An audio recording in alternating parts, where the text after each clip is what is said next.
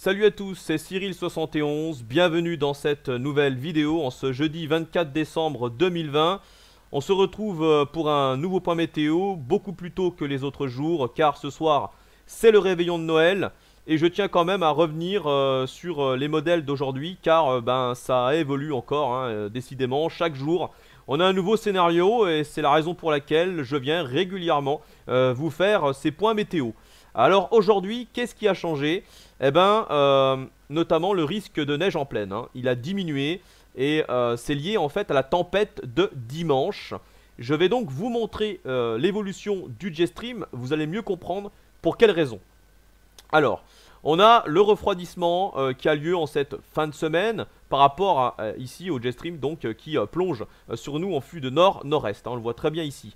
Mais c'est surtout du côté de la mer du Labrador en direction du sud du Groenland, on le voit là. Il va se réintensifier, il va devenir très puissant, il va prendre une couleur même noire, cela signifie des vents à plus de 350 km/h. Et il va plonger en même temps en direction de l'Europe de l'Ouest. Et plus précisément à l'ouest de notre pays, l'ouest-sud-ouest de notre pays. Regardez ici, voilà, on le voit très bien, il reste suffisamment puissant pour propulser des tempêtes. Et là, notamment une tempête pour dimanche.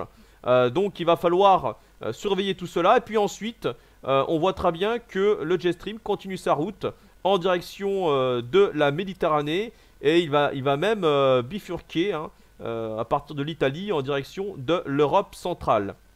Alors cela aura pour conséquence de ramener une atmosphère beaucoup plus douce, avec une masse d'air plus maritime. Donc voilà pour quelles raisons le risque de neige en plaine est diminué, mais pas totalement annulé non plus, notamment pour dimanche où ça sera toujours possible. Sur notamment le nord-est, les régions du nord-est. Et ensuite, pour la semaine prochaine, sur la moitié nord, on pourrait avoir des giboulées neigeuses. Mais il ne faut pas s'attendre à de vrais épisodes de neige. Alors, on va regarder les centres d'action. Voilà, et on va voir un petit peu justement évoluer cette tempête pour dimanche. Alors, on voit la dépression principale, le centre dépressionnaire principal qui s'organise du côté de l'Islande et qui va ensuite plonger en direction des îles britanniques.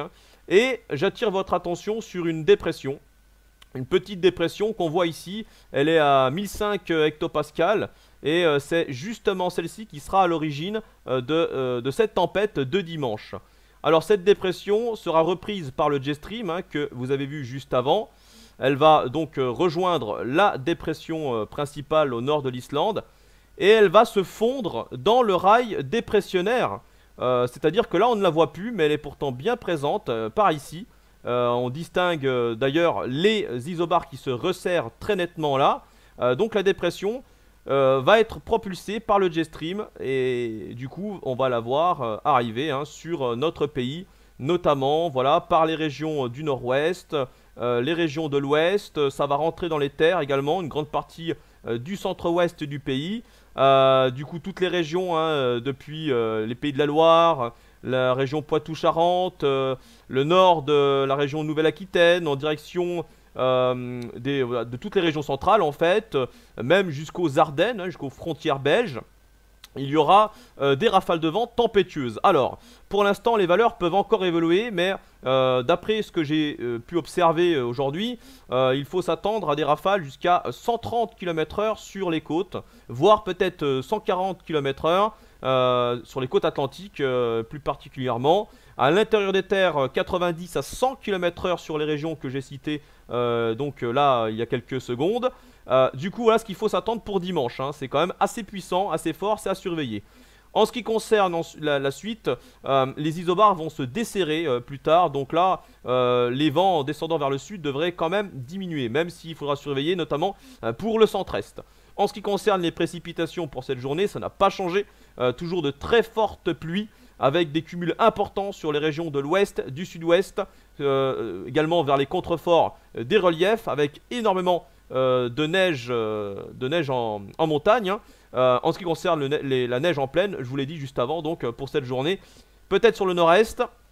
Et ensuite, on verra que cette dépression reste bloquée hein, sur l'Europe de l'Ouest, sur notre pays, avec un flux qui reste orienté plutôt à l'ouest, l'ouest-nord-ouest. Alors, c'est pour ça que je vous l'ai dit, ça hésite hein, pour les possibilités de neige en plaine. Elles sont toujours là, mais elles sont très limitées. Ça sera sous forme d'averses, mais effectivement, certaines régions auront sans doute des surprises. Il faudra revenir plus tard là-dessus. Pour préciser, c'est impossible d'en dire plus car la tempête en fait perturbe énormément les modèles. C'est pour ça que c'est si compliqué à prévoir précisément hein, le reste. Hein. Mais dans tous les cas, on ne voit pas non plus de gros refroidissements, on ne voit pas de gros redoux non plus. Mais on restera en tout cas influencé à mon avis par une atmosphère maritime. Voilà donc pour cette vidéo, merci de l'avoir regardée. Je vous souhaite à toutes et à tous un très bon réveillon, un joyeux Noël. Et on se retrouve samedi pour le prochain bulletin météo. Voilà, ciao!